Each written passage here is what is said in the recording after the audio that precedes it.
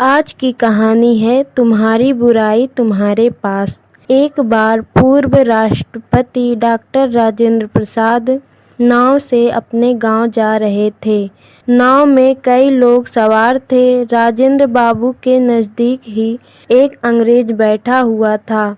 वह बार बार राजेंद्र बाबू की तरफ व्यंग से देखता और मुस्कुराने लगता।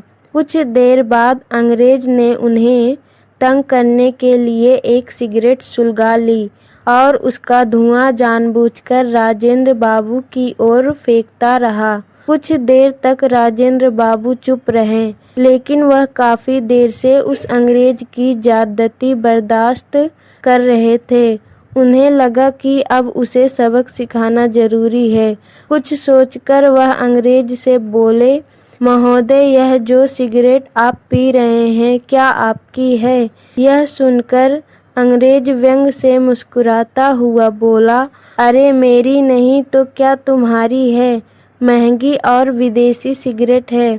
अंग्रेज के इस वाक्य पर राजेंद्र बाबू बोले, बड़े गर्व से कह रहे हो कि विदेशी और महंगी सिगरेट तुम्हारी है, तो फिर इसका धुआं भी तुम्हारा ही हुआ ना? उस धुएं को हम पर क्यों फेंक रहे हो? तुम्हारी सिगरेट तुम्हारी चीज है, इसलिए अपनी हर चीज संभाल कर रखो। इसका धुआं हमारी ओर नहीं आना चाहिए।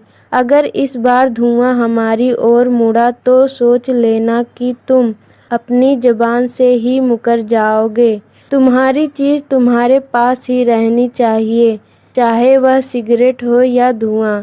राजेंद्र प्रसाद का यह दो टूक जवाब सुनकर अंग्रेज दंग रह गया। उसे सबके सामने लज्जित होना पड़ा और उसने उसी क्षण वह सिगरेट बुझाकर फेंक दी। पूरे रास्ते वह मुंह झुकाकर बैठा रहा और समझ गया कि किसी पर व्यर्थ व्यंग करना भारी भी पड़ सकता है।